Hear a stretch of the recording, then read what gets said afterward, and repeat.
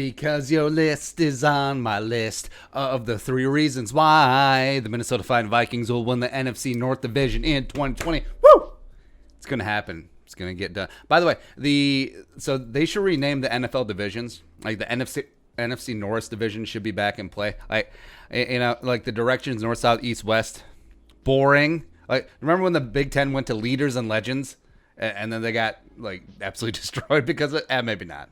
Whatever. But here are the top 3 reasons why the Minnesota Vikings will win the NFC North/the division in 2020. So reason number 1, the low energy Detroit Lions. Like, you're telling me that the Lions are suddenly just going to rise up behind the corpse of Matthew Stafford, behind 3-12-1 Matt Patricia, and all of a sudden Bob Quinn's brood will just go, woo, we're going to take the division.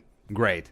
Cool. But on paper, sure. I mean, the Lions do have some talent. I love Jeff Okudah, their first-round pick. I love Jonah Jackson coming out of Ohio State, the offensive lineman. Glasgow is great. Marvin Jones, Babytron as well. But it's just, I don't see it. You absolutely not. Like, you stole Chase Daniel from intra-division rival, the Bears. Cool, even though Chase Daniel beat the Vikings' ass last year. Whatever. Why you keep bringing up old stuff, huh? But Matthew Stafford is basically Kirk Cousins. If Kirk Cousins was massively overpaid, did less with more. I mean, Matthew Stafford had peak Megatron, and still never won a playoff game. You know who's won a playoff game? Kirk Cousins. Yeah, that's right. So they're still rallying around Matthew Stafford for one last ride. We'll see. I think the Lions will firmly be in the top 5 of the draft next year. Could be in contention for the number 1 overall pick, so they could firmly be in the Trevor Lawrence, Justin Fields, Trey Lance, Darby, which it would absolutely suck and destroy me if they got Trey Lance. Like the pride of Marshall, Minnesota, #one of us, just in division, and then I have to hate him with the fury of 1,000 suns. No. Do not want that at all. It would be very, very sad. There you go. Reason number 2 why the Minnesota Vikings will win the NFC North in 2020, the crooked Chicago Bears. The Bears are terrible. Right? I understand. In 2018, the Bears massively overachieved, caught lightning in a bottle, got their one time, and then Matt Nagy was named Coach of the Year. What? And then Ryan Pace, who could be conceivably the worst general manager in the National Football League now that, God, what was his name? Oh, Grigson. Yeah, Grigson's gone. Yeah, Griggy, please come back so I'm not the worst GM in the league. That's Ryan Pace. Yeah. Hey, congratulations for giving multiple ones and multiple picks away for Khalil Mack. Great. What about your O-line? What about your quarterback situation? What about every level of your defense except for the safeties, huh? What about all of that? Please. Who's going to lead you? Nick Foles. The Magic's already wore off Nick Foles. He used it up. 2017. BDN. 38-7. Philly. Yeah, Nick Foles is done. All right. Just trying to recapture that magic over and over again. It's not going to happen. All right. And then also Mitchell Trubisky Ponder. Well, you do like that they admitted defeat on that. They didn't give him his 5th-year option, as well as they're trying to look at it on the bright side. They're like, hey, by us drafting Mitchell Trubisky Ponder at 2 instead of Patrick Mahomes, who went 10 to the Chiefs, we saved $500 million. Cool. That's great. I mean, the Bears are also notoriously cheap. I mean, the house is just not so much. So maybe they see this. Maybe they see this as an absolute win.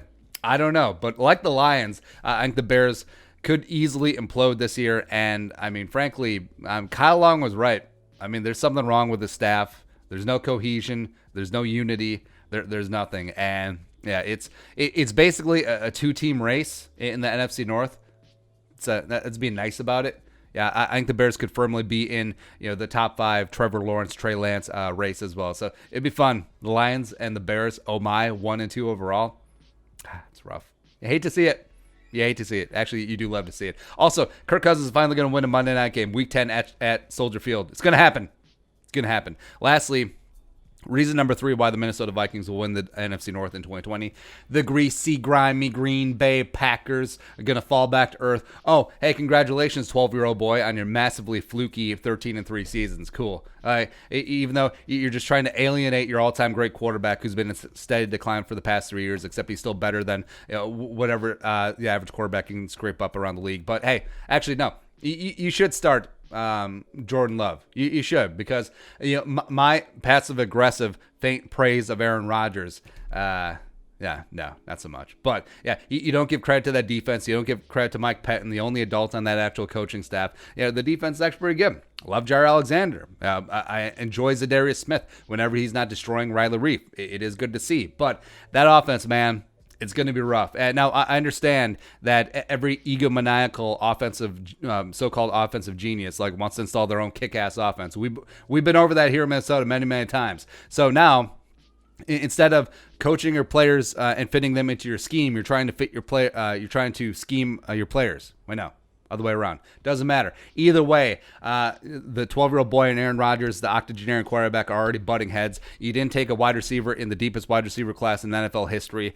So you got Devontae Adams, who is not as good as Adam Thielen, Stephon Diggs, and Justin Jefferson, and a bunch of slappies. Great.